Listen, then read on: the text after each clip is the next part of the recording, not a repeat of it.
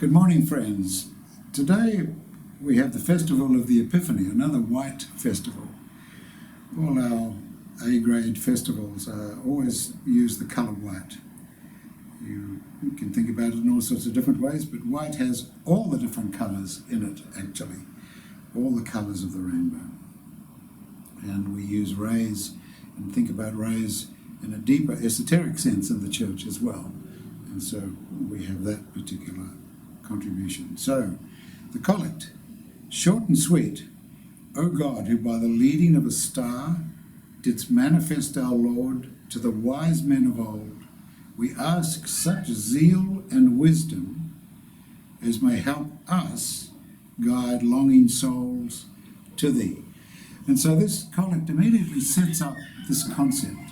It brings in the wise men of old. We sometimes call them the Magi. Perhaps they were from Zoroastrian religion. The Zoroastrian religion is a mystical religion, very similar to the ideas that the liberal Catholic Church holds from the Persian tradition.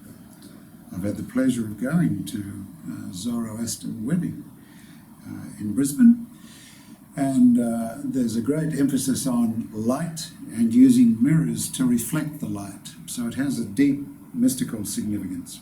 So we sometimes call them Magi or Magian, whatever the translation is. Maybe the derivation is from the word we use with magic, but that's not so important.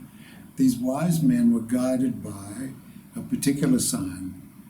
They were astronomers and astrologers. So they were good at looking at the heavens and noticed something unusual, a different star, a portent. And then they were astrologers, that is spiritual astrologers, not necessarily astrologers working out what numbers to put in this week's gold lotto, but astrologers of a spiritual nature. And they could see that there was this change coming, and this was the portent of the change. And so they set off. Before we come to that story, we look at the epistle, which Wendy read this morning. And this is from St. John the Divine, the Revelation. So we have two readings, one from the Gospel, from the start of the New Testament, Matthew, and then we have the epistle from the last book of the canonical New Testament, the Revelation of St. John. And as we've said before, the Gospel is like the Revelation of St. John, the Revelation, as well as St. John's Gospel itself, uses poetic language. The poetic language doesn't necessarily talk any sense to the waking mind, to the everyday mind, but it talks to the heart. It talks to the spiritual side of us, where wisdom arises if we let it. So we've got many different consciousnesses, as we know, dream consciousness and waking consciousness and heart wisdom consciousness. What's the loudest one? The loudest one is our daily one. We wake up and then we want this and we've got to do that. We better not forget that, or because we'll get into trouble. We better remember to put our shoes on and all that sort of stuff. That's the noisiest voice. When we want to listen to the quietest voice, the voice that comes with wisdom and love, that's from the heart. And that's what the Magi were bringing an understanding of, a recognition of when they arrived. So in the epistle from the Revelation, St. John is seeing a vision quite different from waking consciousness.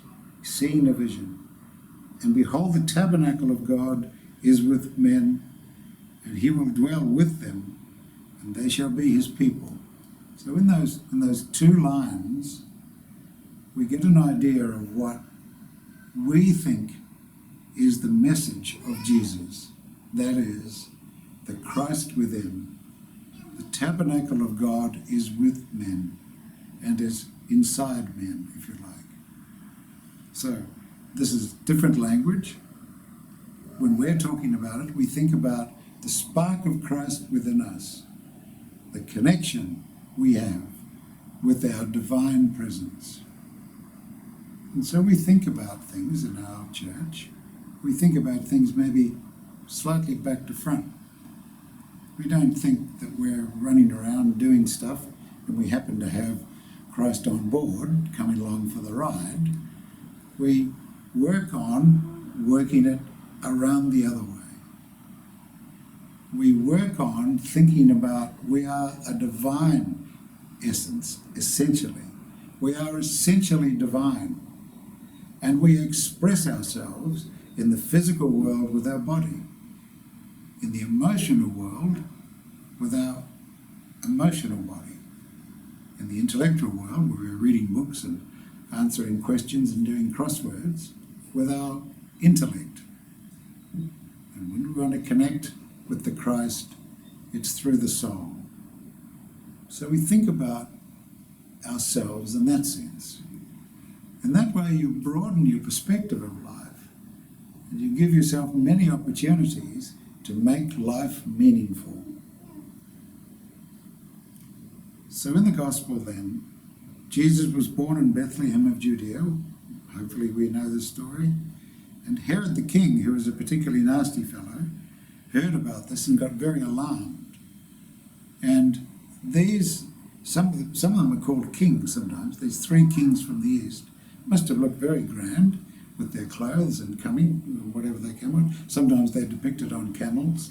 So they would have had a big entourage, lots of people with them, coming from a great distance, camping for many days. And so there would have been a fair few of them. It would have been very obvious that they were strangers. And they made inquiries. Where is this person we've come to see? And maybe they weren't so careful with their language. Maybe they said, where is the king of the Jews? Well, the king of the Jews, called Herod, didn't want that question answered because, as far as he was concerned, he was it. Not only was he it, but he was a little bit nasty. So he called the Magi and said, where do you think he is? And they think, well, we think he's somewhere in that direction, pointing to Bethlehem. And then Herod called him. Herod called people, all his advisors in, and said, what's all this? Is there any precedent for this? Is there anything at all you can help me with? And the wise men said, well, it's been prophesied that the Messiah will come from Bethlehem.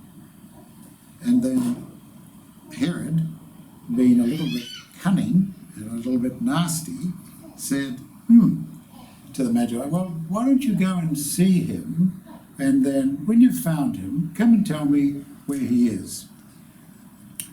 So off the three wise men went, and they brought these symbolic gifts with them: gold, frankincense, and myrrh. So what's the symbolism behind this?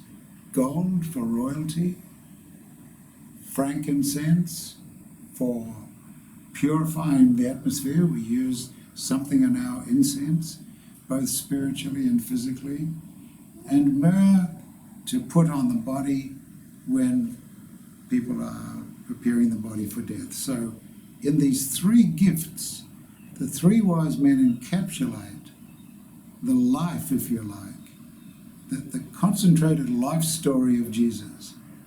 A king bringing deity and dying as the Son of God. So nothing about the resurrection in this story, just these three things: gold, frankincense, and myrrh, but capturing the essence of that. And so we need, perhaps we've seen this story before, but then what happened next? Well, what happened next was the good part of the story. The Magi did not go back to Herod. In a dream, they were informed not to go there. And also Joseph was visited by an angel in a dream and said, go into Egypt immediately. And so he woke up Mary, and with three of them, Jesus went into Egypt and stayed there for several years, many years perhaps, and until Herod died, and then they came back to Israel again. So we've got stories within stories within stories. But if we want to bring something into our lives, something that makes sense into our lives, Think about the journey of the wise man, and think about our journey and where we are going and what we can get from this. So we understand that we have to go on a journey where a journey inwards, a journey to find the Christ within us. The three wise men came along the desert and the camels and all that sort of thing, and that's a nice story. For us individually, to get the best out of life, our journey is within, to go from where we are to meet the Christ within. The three wise men came from wherever they came from Persia, to see the Christ in front of them. They had their journey and the recognition that this is the new teacher of the world, the new Christ expression in the world.